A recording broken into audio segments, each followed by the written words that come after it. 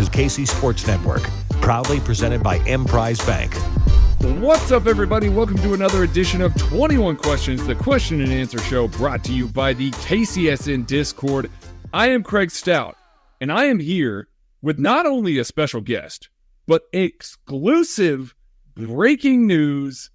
Matt Verderame has joined KCSN. He's going to be doing a podcast with Tucker D. Franklin called That Football Show. Matt, my friend, we have worked together for a very long time. It is great to have you join KCSN, buddy.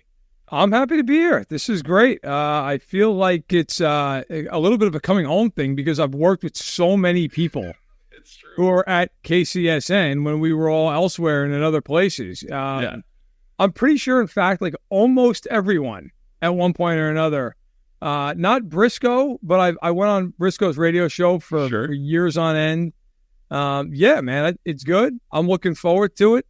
You guys do amazing work. I watch the lab all the time. Yeah, Swanson sometimes I'm in and out because he gets a little feisty. But that's how you know that Matt watches the lab right there. That's how you start screaming Levon. I'm like, all right. Like we got to calm down a little bit. I'm usually watching at like 1 o'clock in the morning when I'm trying to wake kids. Wake your kids up, man. Yeah. Yes. So, but that being said, no, I'm pumped up. I'm looking forward to working with Tuck. That'll be a lot of fun. Well, it's a national show the Chiefs slant to, so it's a little bit different. But with my role over at SI covering the whole league, figured that might make the most sense. Absolutely, it does. Yeah, we all have worked together for long enough at that original place that we all started under monikers. We didn't know each other's names yet at that point. We were all writing under pseudonyms at that point, or, So yours is what, Kalo Phoenix? Right? Kalo Phoenix. That's right. No, I was Flowers 24, which tells you how long ago that was. Yeah. And then I appreciate the one bit I get that I love the most is Seth, who was MN Chiefs fan, and then briefly went to Seth Kaiser, and I was like, no, I'm just going to stick with it doesn't feel right. Yeah. He's like the only pretty. He's like, all right, no, I'm just going to stay with the name. But yeah, no, I mean, BJ was there. Got Matt Connor was there. Patrick Allen was there, who I worked with for very, very many years over at Fansided. Yeah, I mean it's been quite a ride. Honestly. Yeah. I mean, it's crazy. I feel like an old man now. That was like a decade ago. Yeah, at least. I mean, like, I think I started writing there around 2009. That's about when I started. Yeah, at the end of my college career. Yeah, it's been a little while. So yeah, out writing fan posts there. I know, like just complaining about Herm and Carl Peterson, and then they were like, "Hey, listen, you want to write on the front page for $100 a month?" I'm like, that sounds great. Sounds great. Let's do it. Your money. Yes, it was great. Mine was Clancy Pendergast came over, and everybody wanted to know how they were going to transition to the 3-4. So I started writing about defense for the site. God, about him. Clancy. They had, man, those are some, man. Anybody who says, Chiefs fans don't deserve Mahomes, go back, buddy. Watch those years. I have said multiple times over the past, 3-4 years, I've said, man, I covered this team in 2012.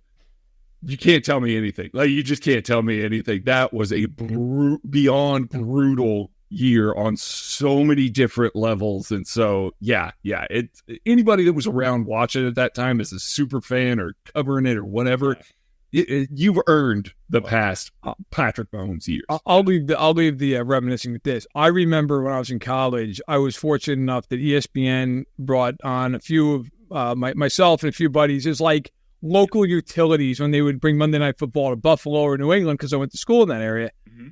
And one of the games was Kansas City at New England, and it was Tyler Palko against Tom Brady. And I'm on the sideline for this game, okay? And Tyler Palko, somebody could go look at the stats. He was brutal, as he normally was. They got killed. They got beat like 4-3 or something. And I remember my father was just texting me throughout the game, also a diehard Chiefs fan. He's like, they've got to have somebody better than this guy. Anyone alive has to be better than this guy. You would think. But here we are. I mean, it's just, so in any event, if if somebody needs to at some point make a 30 for 30, like the Tyler Palco experience, and then just like morph it into what Mahomes is now, there's never been a bigger disparity in any team's history. Yeah, I think you're right. Like, I really think you're like, we were pining for Ricky Stanzi. Like, that's how much we were down, at that point. At least during the Tyler Thigpen years, the offense was fun. Like, it wasn't good, but it was fun. So I don't know, man. I don't know. Anyway, we go way back. Yeah. But we are here to answer your present day questions about largely the Kansas City Chiefs. Couple of things that are in here, but we'll get it started here. Grayson Jaspers asked, will Hollywood be on the Chiefs roster in 2025? Matt, what's your gut feeling on that? I would say no, because I think this is one of these things where it's almost mutually beneficial if, hey, Hollywood, listen, you go get paid elsewhere because you're great this year. Mm-hmm. I look at the 1 year deal in a few ways. And the number one, look, he gets to reset his value. And if he has a great year in Kansas City, then he gets to hit the market and the cap will just keep going up and he can make more money and that works for him. Mm-hmm. But it also works for Brett Veach in this regard. If they go out and they draft a receiver early, first round, second round, and that guy, let's say that he is another hit. He's similar to Rashee Rice's trajectory.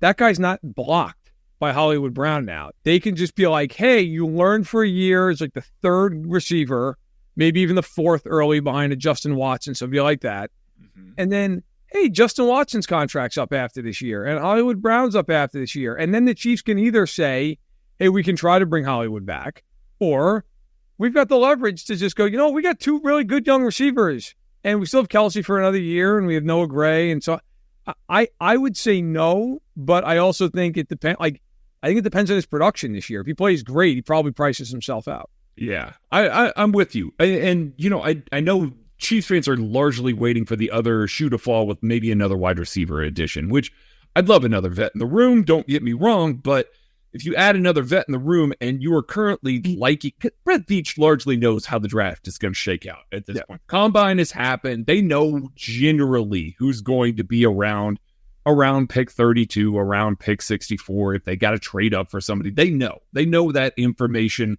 Generally, there'll be some surprises, but generally they know. If they are targeting a wide receiver early, they don't want to block that guy too much. Right. You bring in another veteran, now all of a sudden he might be fifth on the, in the pecking order there. And now he's playing more special teams. He's not getting some of the offensive reps in the same way. So if you truly want to target an early guy and you're looking for the future, I love that comment, Matt. If you're looking for the future and you're drafting the guy even in round one, if he hits, you got a round one wide receiver that's really good. Rashee Rice, who's good and could, progress to really good this season. And now all of a sudden, you don't feel so bad about the wide receiving core, and you can do another one of these 1 year deals for a wide receiver 3. And now you're not having to target top of the market type deals. Hollywood Brown is vastly underpaid right now. I mean, Jerry Jeudy's contract came down today, Matt, when we're recording this, and yikes. That is an aggressive amount of money. Jerry Jeudy. Jerry Jeudy was a rumor in the games largely that he played this year against Kansas City, where L'Jarius Sneed basically swallowed him whole. Yeah. The other thing too is like if you're going to go vet, and like I honestly think they're better off at this point, like leaving the market alone, and just going to get a receiver, because the receiver class is loaded in the draft. It is. There might be 10 guys going the top 2 rounds, but the one guy who's actually intriguing to me, and I don't know how you feel about this, is Tyler Boyd. Like, Tyler Boyd, you can just mark him down for like 700-800 yards. Yeah. But now the only problem is he plays pretty much primarily in the slot. Correct. And so does that block some? You got a lot of slot guys now. That's the only question, because like they like to use Rice all over, but like Rice played some in the slot. So it's like, do you block him a little bit with that? But Boyd is a guy. Like, I thought if they didn't get Hollywood Brown, maybe they would just say, look, Rice is going to move out and be like the X receiver, and we can play Boyd inside, so on and so forth. Yeah. No, I would like a Tyler Boyd in theory. I just think that there's a lot of saying now all of a sudden that occurs there. Again, no, I'm with you. If they didn't have Hollywood Brown, I'd be hard pivoting to Tyler Boyd right now. Hey, let's go. Let's go make that move.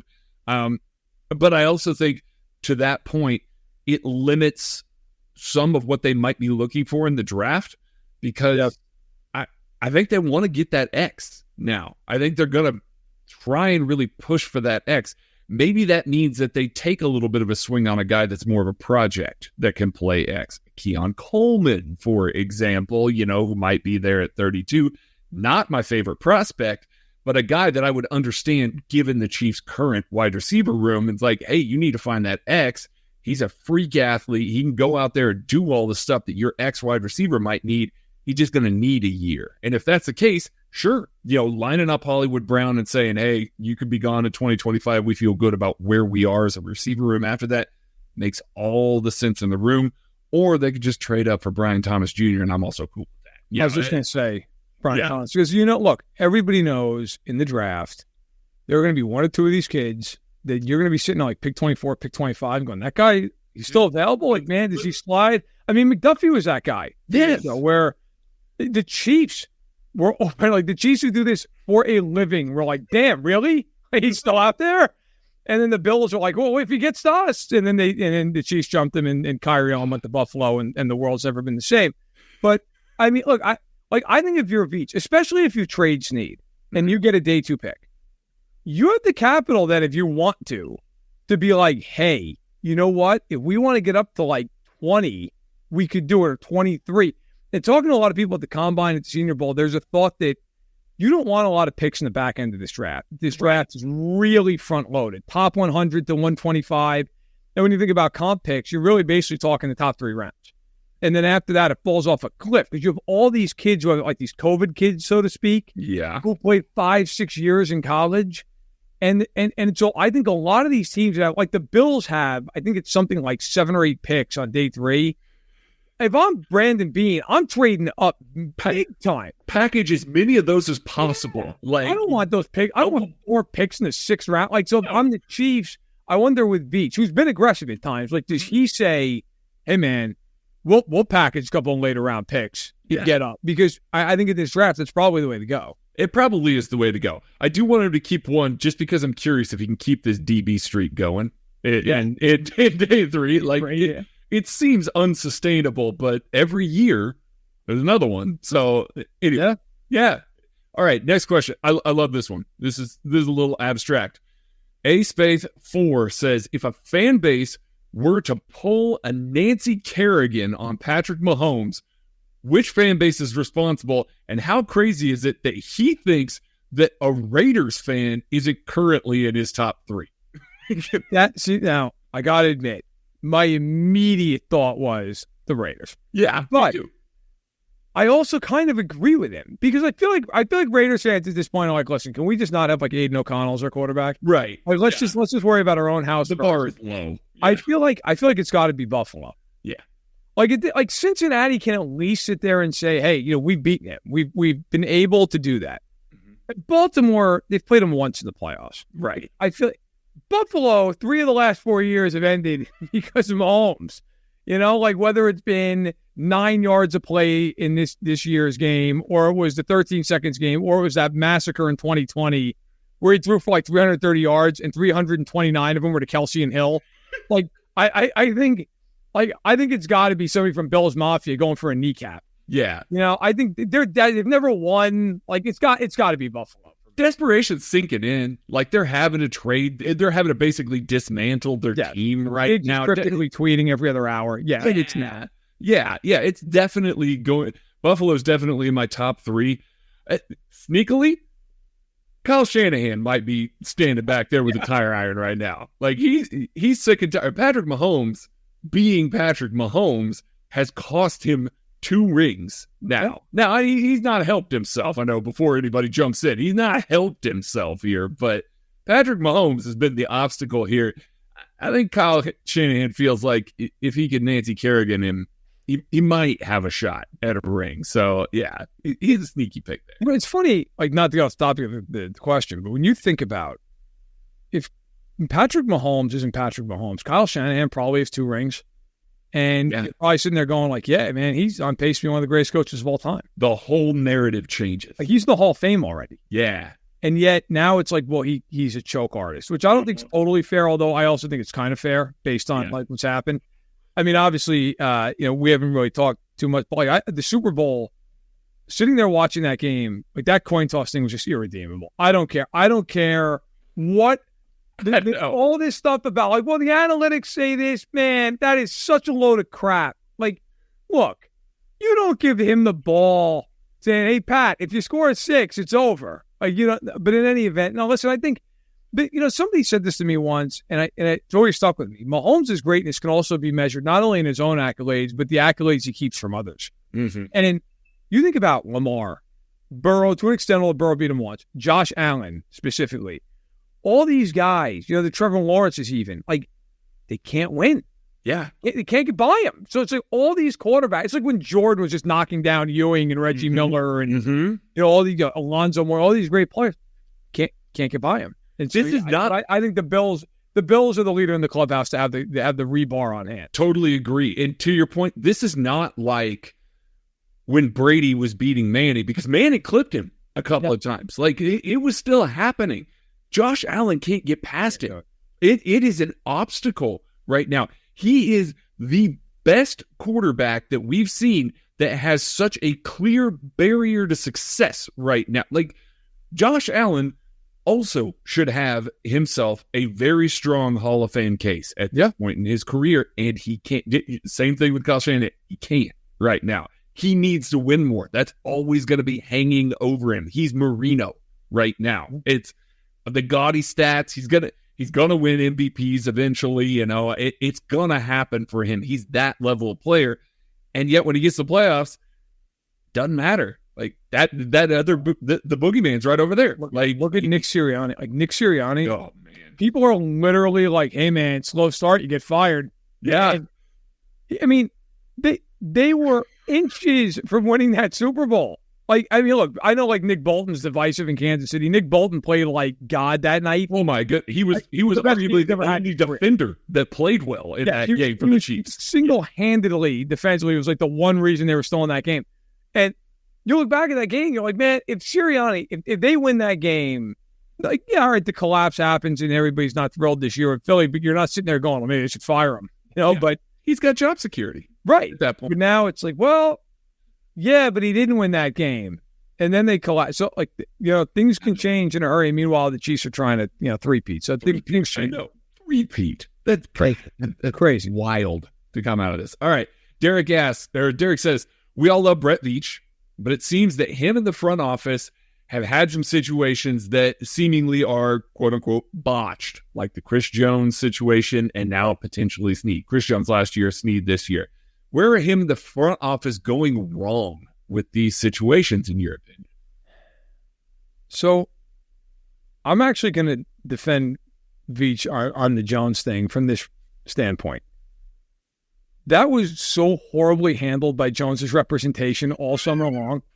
Like, that was a tire fire. And I remember speaking to like a litany of people in the NFL, not just in Kansas City, like around the league, and people universally were like, I don't know what the hell's happening. Like, I have no idea why he's holding out. Like, it's not going to work out. And it didn't until they won the Super Bowl again. And to Chris's credit, he was incredible in the playoffs. And so then it became like, hey, if you want a three-peat, you got to pay him. Like, they were the rare team this year with the Chiefs that the pressure actually gets ratcheted up because they won. Most of the time, you win a Super Bowl and you can kind of exhale, right? It's like, hey, man, house money. And you're standing at the parade, we're going to do it again. And everybody's like, sure you are, guys. Brother, good for you. Total house money. Yeah. And the second they won, watch them mic'd up. The players are like, got to win 3. Brett kind of got painted into a corner of like, hey, man, you got to sign him.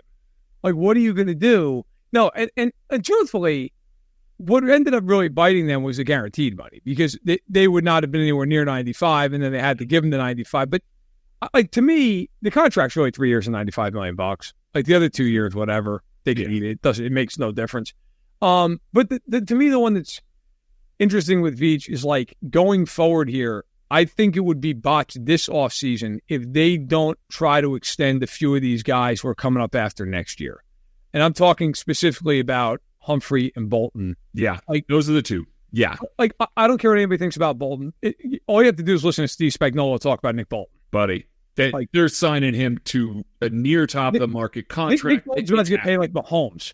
Okay, Nick Bolton's going to move into that neighborhood, and Humphrey, you got to pay him. Like Humphrey is a top 2-3 center in football, and he's in his early 20s. Trey Smith, listen, we could have that conversation, and we'll see what happens. The guard market went. The guard market's insane. They can't afford to pay. You're not paying Trey Smith $15 million a year. That's not going to happen. No. So, but Humphrey and Bolton, and I even think Justin Reed, that's where if I'm Brett Veach, I will criticize if they don't get ahead of that. The Snead thing, I've done a lot of reporting on this in the last week with fellow KCSN member Nate Taylor, who's, of course, all over the Chiefs. And my understanding with the Snead thing is, they have had a ton of interest. The problem is Jerry Snead's asking for $22+ million a year. Yeah. That's not a Veach problem. That's a Jerry Snead problem. Yeah. I mean, I have not heard one person in the league that I've spoke to about this who's like, yeah, I would give him $22 million. It's hard. He's 27. He had knee issues this past year. Even though he played, to his credit, he played through a lot of knee issues. A lot. That's hard, man. It is. So I don't know that I can fault Veach for that, but I will fault them if they're not proactive with some of these guys this offseason that are eligible for free agency next year. And I do think that one of those is tied to the other. I think after they trade Snead, they got a little cap space to do some of these deals, to make some of these things happen. Those seem like July moves to me, and that's great. Make those happen when that happens. But it definitely seemed, originally when we were looking at this L'Jarius Snead thing, there was that whole, will they, won't they, what sort of value are the Chiefs going to get that they're not okay with getting? And it sounds like that's not the problem. That's not the holdup at all. They're on board. They're ready to trade L'Jarius Snead as soon as a contract is agreed to, from everything that's being reported by guys like you, Nate Taylor, other individuals. It seems like that is the hang up right now. And yes, that's not a Veach thing. You can't force a player to take less somewhere else. You can't force a player to agree to that contract. The best you can do is move on from that player eventually. Now, they have restructured Mahomes enough. They can keep Snead on this. They can keep him on the tag. They're willing to. They're willing to. And hey, you want a three-peat? There you go. He with Trent McDuffie makes a massive difference for this defense. So I think they're fine with it. But I wouldn't expect that we're going to see them tag L'Jarius Snead again next year. No, this would be it. No, this would be it. So, my understanding is they're not extending him. This would be it. And so if you're the Chiefs, here's the thing though. The compensatory pick argument is kind of fool's gold in some ways, but it is. Because people just think if a guy leaves, you get a third-round pick, which is not. No, you don't. Okay. You don't. But if you're the Chiefs and you get offered a mid to late third-round pick for him, I would just keep him on the tag at that point. Now, I would too. At that juncture, I'd be like, look, maybe I don't even get a third-round compensatory. Maybe I get a fourth or something. But, okay, fine. That's worth the extra year. Now you could argue, hey, listen, if some team offers him a big contract and you don't want to get in the guy's way, that's cool. That's good business, and that's Tyreek Hill. The Tyreek Hill trade's a prime example. Yes. I get them saying that. But I got to be fair. One thing I'll say for Brett, a lot of times when people have been like, well, how could they let that guy go? That guy's gone, and it's been like, does it really matter? I mean, they lost Hill, Ward, and Tyrann Mathieu in an offseason and won the Super Bowl and then won it again. Yeah. They let Juju walk, and everybody was kind of like, man, I don't want to pay him. And look, nothing against Juju. He was hurt, and he was bad last year. Now, he's also on a team with you and me at quarterback. I know. That doesn't help. But, he usually makes the right moves, man. I mean, he does. Jewelry on his fingers show that. And of those guys, not that Tyrann's been bad, and obviously Tyreek's been great still. Yeah. And Ward, Charvarius Ward was an all-pro, but Orlando Brown Jr., I mean, he was fine there. Of those guys that have kind of dwelled around, I keep pointing to Emmanuel Ogbah as the guy that I'm like, man, I would have offered that contract. That's the one that I would have been like, yeah, the Chiefs should have done that. The rest of those guys either got a whole bunch of money somewhere else or were on the decline. And so he's been right on a lot of those moves. And, if they're moving on from L'Jarius Snead, if they don't trust that knee, if it's something like that, chances are good history will tell you that they're probably right in that regard. So we're going to take a quick break, and we'll be right back with more of your questions. We appreciate you supporting KC Sports Network by listening to our podcast. You have helped us become the highest-ranked Chiefs podcast network in 2022 and 2023. And don't forget about our daily Substack newsletter, the best written analysis you can find on the Chiefs straight to your inbox every day. kcsn.substack.com. We are back with Matt Verderame, newest KCSN podcaster. We're so happy to have him. Make sure that you are tuning in for his show with Tucker Franklin, That Football Show. It's going to be a great addition to the KCSN lineup. Tank the Frank, and I love this because right now, Matt, in the KCSN Discord, we have our member mock going. Everybody has selected their teams, and we have a full mock offseason. We do trades, we do free agency, we do the draft, we do all of this stuff. And so right now, everybody's choosing their team. So everybody's got, like, Tank the Frank is the Pats GM right now. So he's in charge of you and I at quarterback. So, good luck to him. But he says, who would you choose to be QE2 for this year?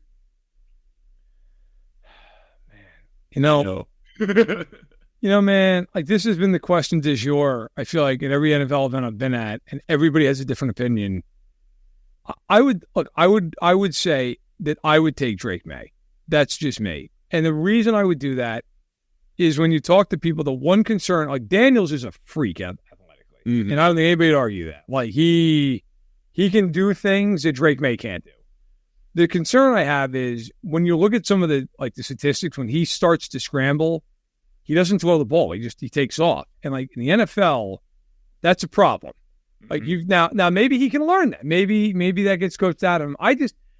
All year, and really even since last year, it's been like, man, Williams and May, and now all of a sudden it's like, I don't know about Drake May. And you're like, really? Because what changed? Yeah, what did he do different? He stopped playing, and then everybody's opinion changed, doesn't it? Yeah. What the hell happened? Now, like, Bo Nix, Michael Penix Jr., I saw those guys live in Keller at the Senior Bowl, and I got to tell you, it wasn't great. Yeah. It wasn't great. Bo Nix was having a hard time hitting a guy 7 yards downfield. So that it was Penix got better as the week went on, and Bo Nix just didn't. Now, that being said, one of those guys could have been a Hall of Famer. But I at least get some of the cooling off with those guys because you saw that. And you're like, well, it brings up questions. Drake May's done nothing. No. So, like, I would take May, but I'm not going to kill Washington if they take Daniels. So I think it's a fair conversation to have. And see, J.J. McCarthy's name in there as well.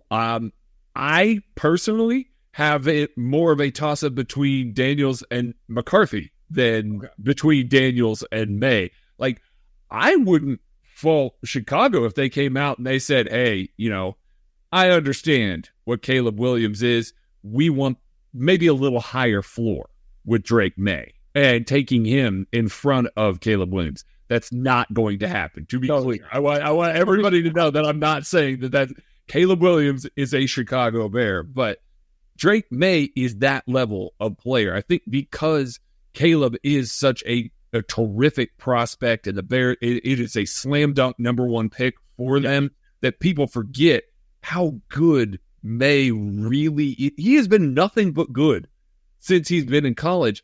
And I see a lot of helmet scouting. I see a lot of stuff like that. It's like, oh, those North Carolina quarterbacks. It's like, man, he ain't them. Like, it's not close. And that's such a terrible way. It is. To do this. Like, it's like, there was stuff like that when Mahomes came out. It's like, well, Texas Tech, Kingsbury. You're like, yeah, okay. How's that going?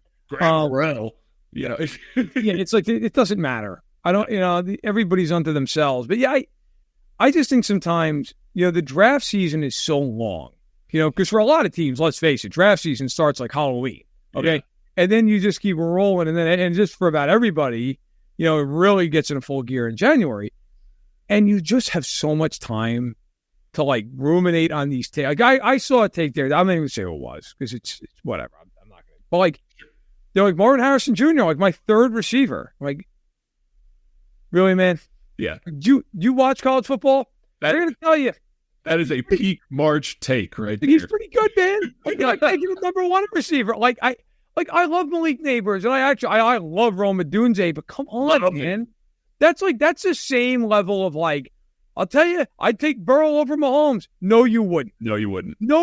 My rule of thumb on this is always the same. If your life depended on it, who are you taking? And all these people Mahomes. Yeah, no kidding. Of course you take Mahomes. Who the hell's lining up? Purdy. Give me Purdy. Like that. Well, and think of it this way. You're saying if your life depended on it. A lot of these general managers' livelihood depends on this shit. Like it's not one of those where they're like, I got a top 5 pick. Let me throw it out there. Oh man, we messed it up. There are ramifications for that. You feel that. So yeah. That's why like all this stuff with now obviously now it's all in stone anyway because Fields got traded. But all this stuff like based out here near Chicago.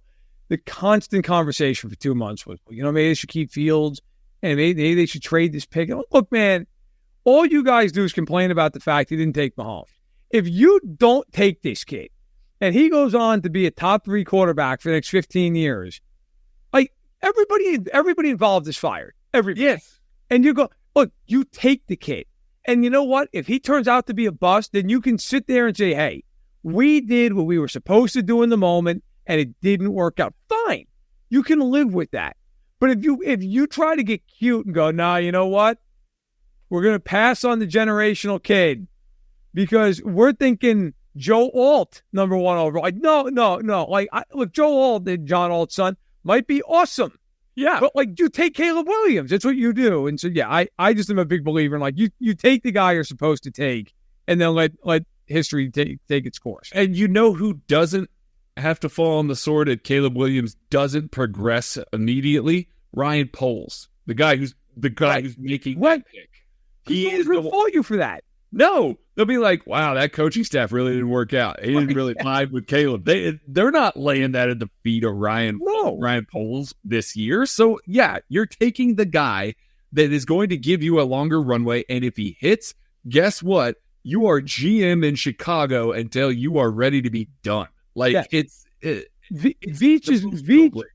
Look, he actually didn't draft Mahomes. Technically, Dorsey did, but like Veach is riding this into a gold jacket in Canton, and then a Corona on the beach, like that. Like Veach, if Veach wants to, he can co-announce his retirement with Mahomes and be like, all right, then somebody else's problem to figure out the succession. Yeah, exactly. I don't want to deal with life after this, man. The expectations are ridiculous. I'm out. Yeah, I'm good. Like, and then people can always sit there and have that question. Like Belichick should have just rode out with Brady. Yeah, because then you can never have that whole like, well, was it Brady? Was it you never? No. Because we went out together. But it is what it is. I think the number 2 pick though is fast.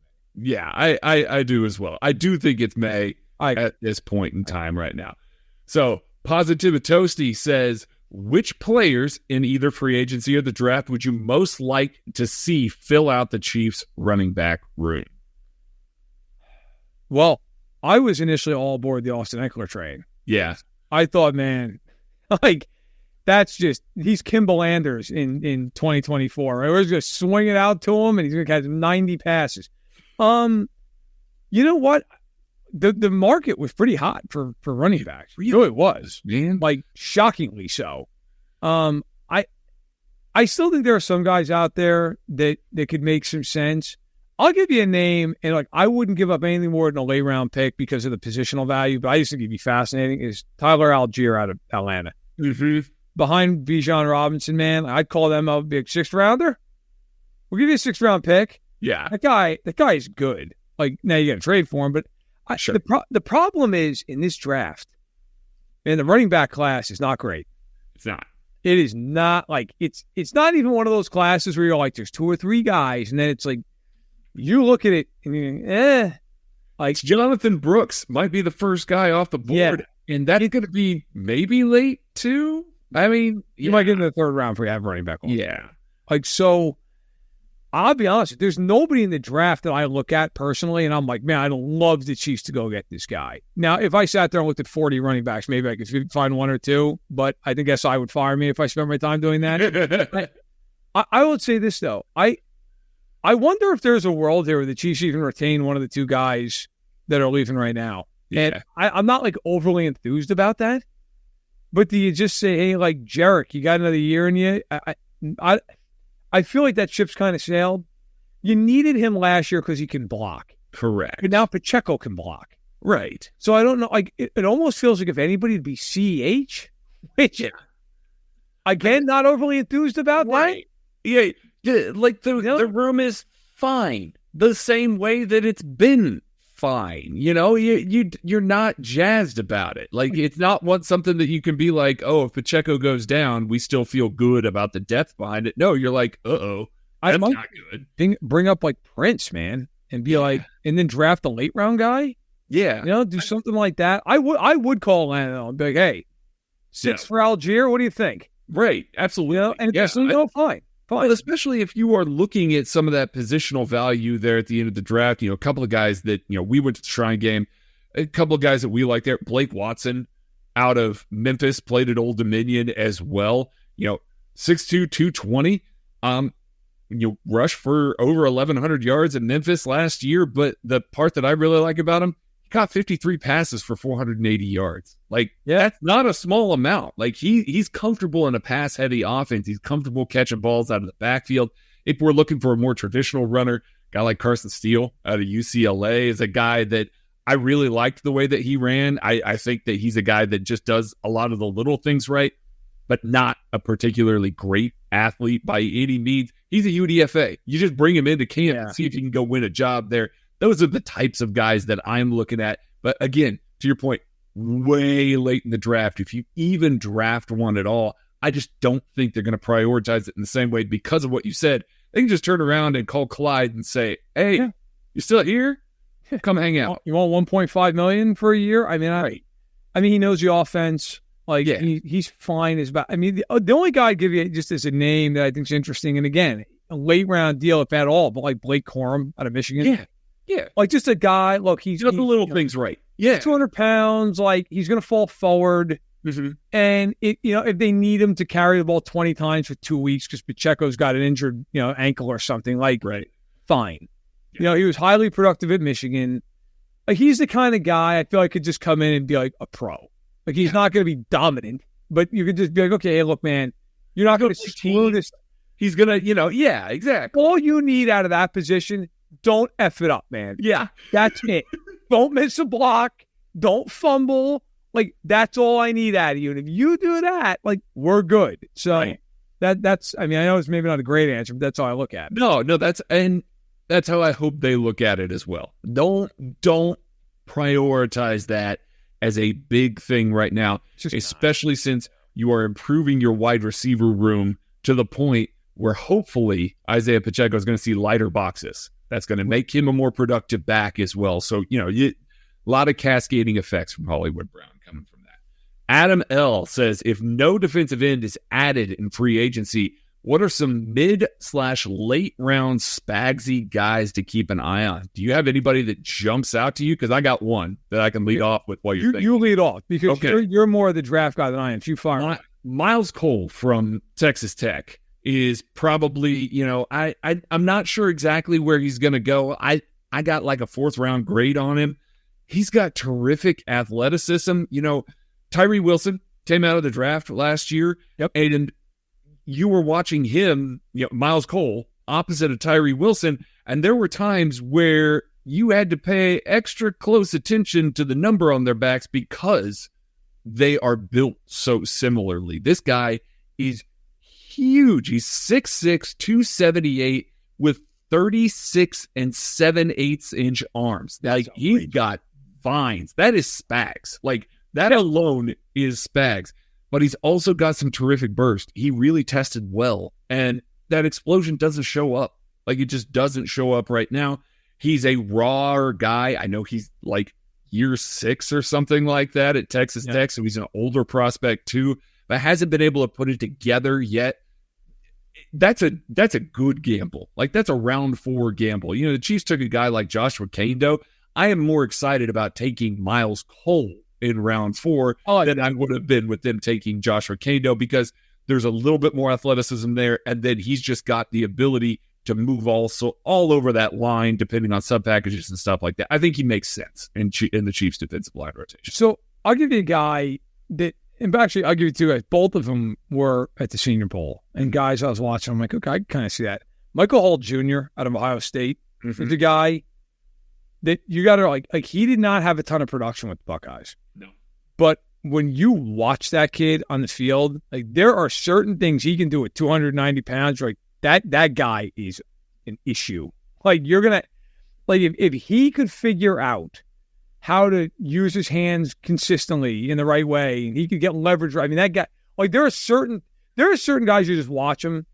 You know, the explosiveness off the ball is just different. That he is just a bull off the football. And I think you could use him in a 4-3 defense. You could even put him outside on some downs. You could put him inside. Like he fits what they like to do. And athletically, he's kind of a freak.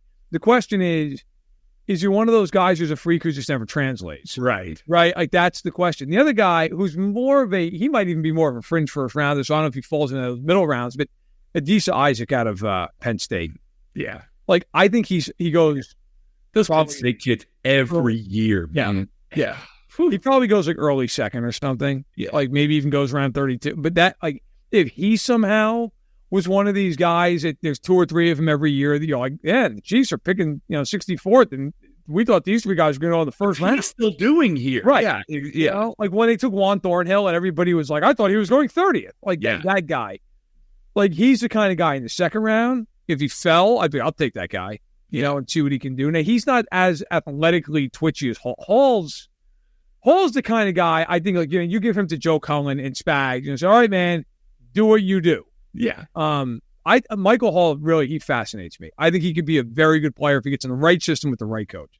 I do think, and I realize, again, and I just mentioned Joshua Kando, didn't really work out for the Chiefs, for Spags, but Joe Cullen being here has given me so much faith in their ability to just turn around and be like, and that guy, Felix Anudike-Uzomah didn't play last year, right? He did, but he didn't really play this past year. And yet I'm sitting here going, man, Joe Cullen's going to have a great offseason with him. And I'm not going to be surprised at all if Felix comes in and looks awesome week 1, has really taken that step. I just have so much implicit faith in Joe Cullen's ability to maximize these guys. I was just over the moon when I heard that he got a contract extension with the Chiefs. Yep. He has been such a key component of the last 2 years. George Karlaftis' development, Chris Jones's continued rise into what he is here. Just, any of these guys that Matt and I have mentioned here, just throw them to Joe Cullen, and I'm like, yeah, he might turn that guy into a stud. I feel good about it. Right. So. By the way, nothing to do with the defensive side of the ball, but when I think about athletic guys in this draft, I'm like, man, if the Chiefs get their hands on this guy, I just would be fascinated to see how it plays out. Is that kid that tackled Mims out of Georgia? Buddy. Dude, that kid, he's played like 8 games or something at the collegiate level. Like he's barely played football. When you watch Armarius Mims, it is staggering how good he is on certain reps. You're like, if this kid can translate, and they've done that before. They'll take a guy who didn't play that much. Willie Gay barely played in college. Yeah. And they took Willie Gay in the second round. They're like, all right, we're taking him because he's a freak show. Yep. And it worked out. Like, I wonder if he's sitting there at 32, if doing backflips. He's feel like, yeah, turning the card, baby. I'm doing backflips. I'll even walk up there and I'll be like, I realize that this man has played like 3 total games. He's played more than that, but he's barely played at the collegiate level because he's hurt all the time. I realize what the negatives are of this. I don't care. Give me that kid. I want him to be under Andy Heck's tutelage. I want him to learn from this organization because he does have the highest ceiling of any tackle in a stacked tackle class. It's outrageous. So, but because he's hurt all the time and he doesn't play, he might. Which is a problem. That is. It is. It absolutely is. All right. Tony44 asks, do you have any pre-draft traditions that you do leading up to the big day?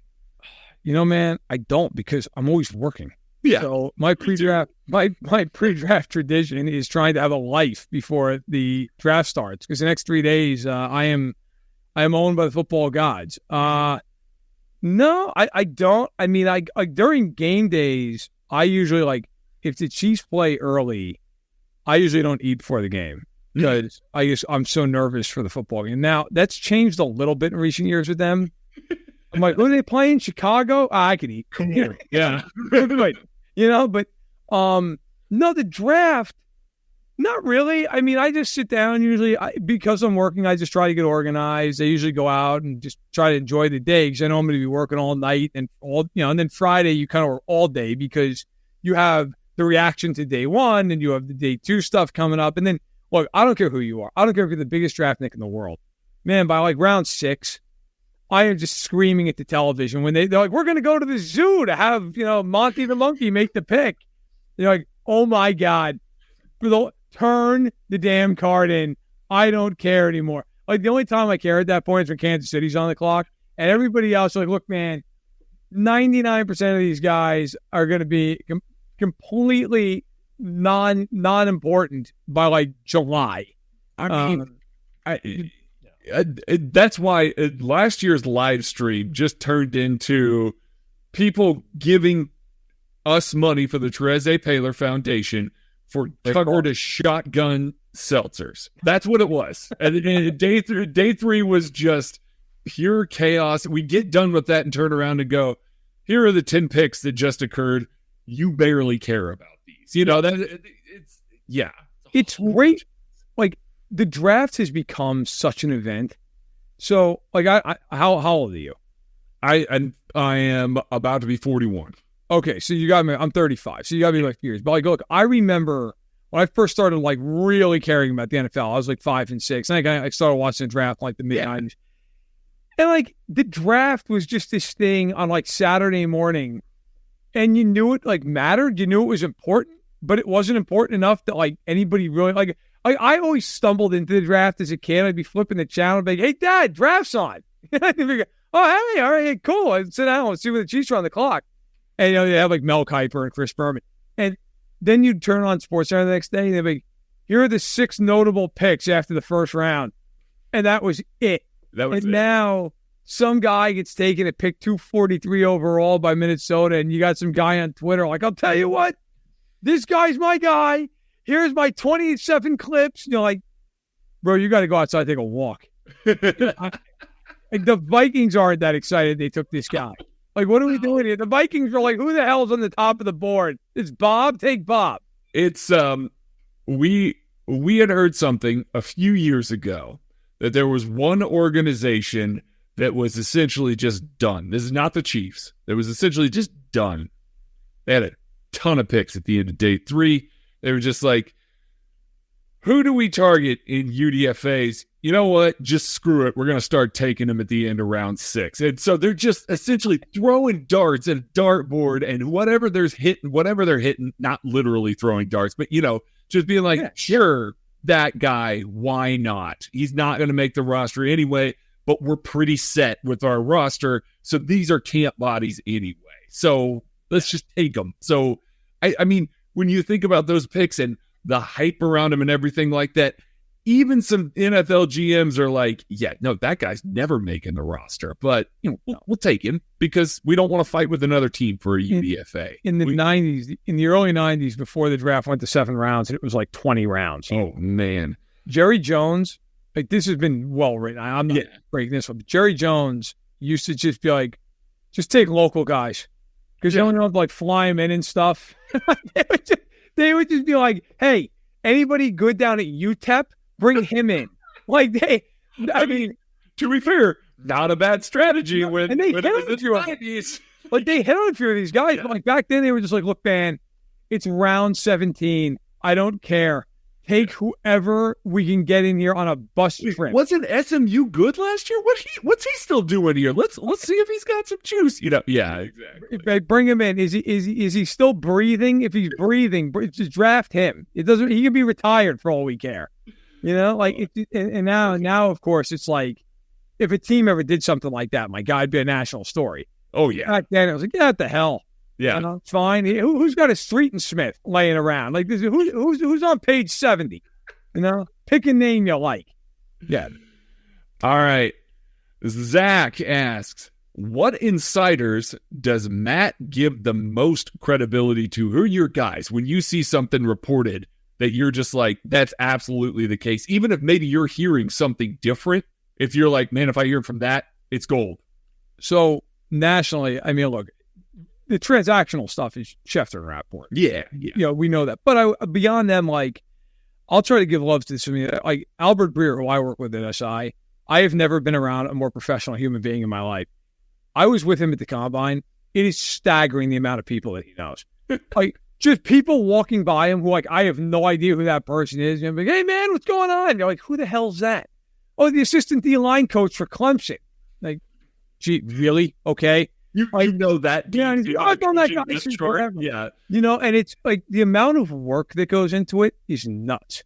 Like, I can't even imagine what it's like to be on Albert's level, but Albert certainly does a great job with the Chiefs. I mean, look, I'm not saying it because he's on this network. Nate Taylor, to me, is the best Chiefs insider that there is. I mean, he does great work. But then, there are other people on beats that I think get underappreciated. Jordan Rodriguez of The Athletic. She's incredible. She is. Yeah. Jory Epstein over at Yahoo does it. And Charles Robinson, by the way, who is one of the more underappreciated guys. Like, Charles does amazing work over there. I think, some of those people that, like Schefter and Rapport, God bless them. They get the transactions, and they're amazing at that. But there are people that do, like Seth Wickersham at ESPN, who isn't like a traditional insider, but like gets inside information and does long form work with it. People like that I have immense respect for, who just they work so hard to bring those nuggets to light. I think a guy like Jeremy Fowler at ESPN, who does great work and is really plugged in. Those are some of the people that I look at and say, Jake Glazer's he's been around forever. Yeah, certainly he qualifies. The people like that, they look at and go, man, the amount of work that goes into it to be that good at that. Like, if I break any news on something, I'm like, man, I'm thrilled to death. And I know how much work went into that little nugget. And then you're like, some guys, like 20 of those in a week. Yeah. You're like, what? How the hell do you sleep? Right. Kids, like, how are you doing this? It's incredible. Yeah. No, that's good. That's good. I saw that one pop up and I went, oh, that's a good one. I can't wait to ask that. All right. Neil says, what movie do you find yourself quoting the most? Oh, my God. Probably, like, it depends what mood I'm in. Probably like Wedding Crashers. Yeah. Or for the longest time, like Night at the Roxbury, because that movie's so stupid it's funny. I'm pretty sure my senior year book quote was something from Night at the Roxbury. Listen, I'll date myself. American Pie is one of my all-time favorite movies, and I will stand by that movie forever. So I'd say those. I'm not a huge movie guy. Like, I'm not. I wish I just don't have the time. And then if I'm like, man, I got 3 hours, I'm probably gonna watch football. Yeah. But where do you find yourself on that? You had a movie you quote? Airplane.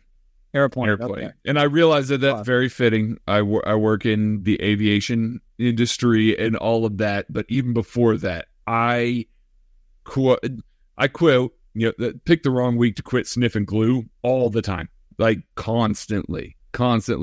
And I mean, great movie. Yeah, it is. Barbara Billingsley talking jive in the airplane is one of the funniest scenes in any movie ever. So, or my absolute favorite one to quote, because I'm a clumsy individual. That's when my drinking problem started, and it's just, Ted Stryker picking up the glass and then pouring it into his cheek. That's his drinking problem. They can't drink a glass of water. Just absolutely hilarious. So, yeah, I quote that one a lot. The other two, you were sitting there talking, I was thinking about, Uncle Buck and Tommy Boy. Oh, man. Tommy Boy I quote a lot, too. Those are two of my favorite movies of all time. And there's a line in Uncle Buck where he's got this, like, people haven't seen it, this ridiculous winter hat on. And he's like, this hat, it angers a lot of people, just the sight of it.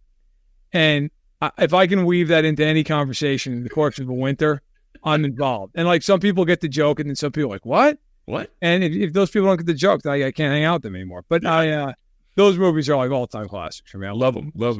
All right, we're going to close with this one. This is Tony Chestnut says, who is going to play backup quarterback for the Chiefs this year? And he posits Zach Wilson as a question mark. Yeah, you know what, man? We laugh, but like that is kind of a Brett Veach thing. It is kind of a Isn't it? Like, hey, we'll give you a 7th round pick for Zach Wilson, and we'll have Andy coach him, and then we're going to trot him out there in Week 18 against Denver, and have him throw for and we're just going air raid for 4 quarters, so Zach can throw for 390 yards and 4 touchdowns, and we can trade him for a second. That's actually not a bad pick.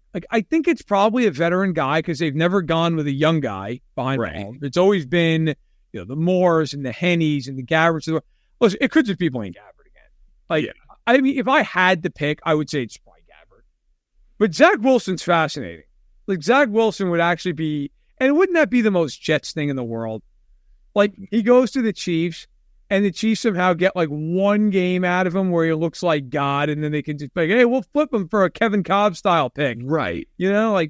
So I'll say Gabbert. I'll say Gabbert. I think it's probably Gabbert again, just because, again, I don't know when the transition's going to happen where they start trying to load up on a young guy that Pat likes to hang out with. Essentially, that's what that QB room's going to turn into. But as it stands right now, they still like having a vet that can maybe calm him down a little bit, just kind of sit next to him, be like, man, I've seen this before. You're good. It just be that kind of calming presence over there. Eventually, Patrick's going to be able to do that for himself if he's not already able to do that, to a certain point. And then they're going to start taking some gambles on that. But they've carried 3 quarterbacks. It's not out of the realm of possibility that they take another stab at it. I know that Chris Aludican is still around and on the roster. Makes some sense. Keep him around, I guess. But, to your point, if there's somebody out there like a Zach Wilson that they're just we're done with this kid. We're just done with him. Yeah. Andy, Andy would be absolutely all over trying to get another talent like that and just being all right, cool. I love working with guys like this. I love working with this kind of talent. I've already gotten Patrick has taken the ball that I gave him and ran even further than I could have even imagined him to run with it. Right. So let's try and groom this other individual and then hopefully flip some picks. If you're the Jets and the Chiefs call you and they're we'll take Zach Wilson, are you terrified? Do you even make the trade? Are you no, there's no way in hell. We're sending them to Arizona.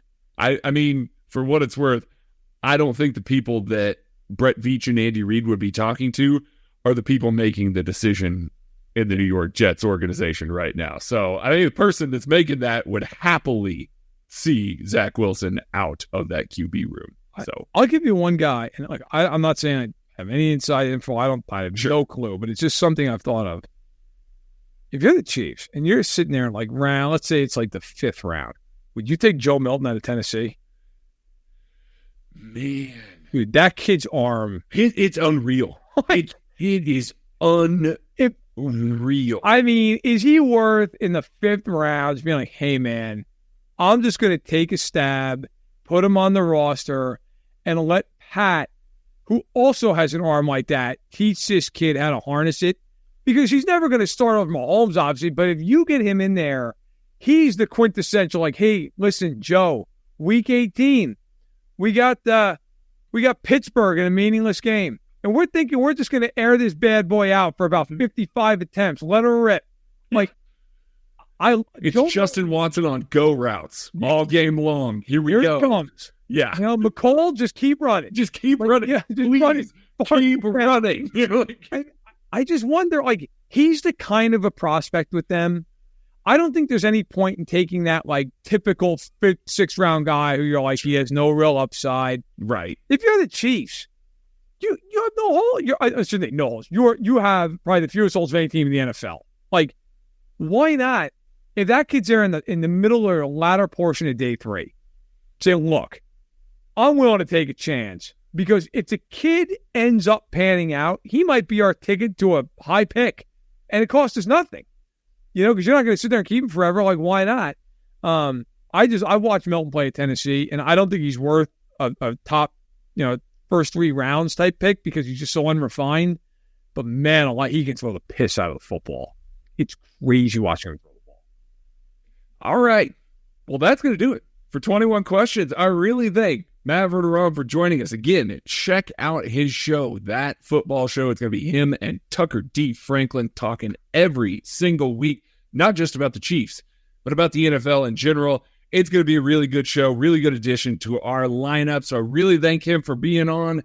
I'm Craig Stout from Matt Verderame. Be kind to each other. We will catch you later.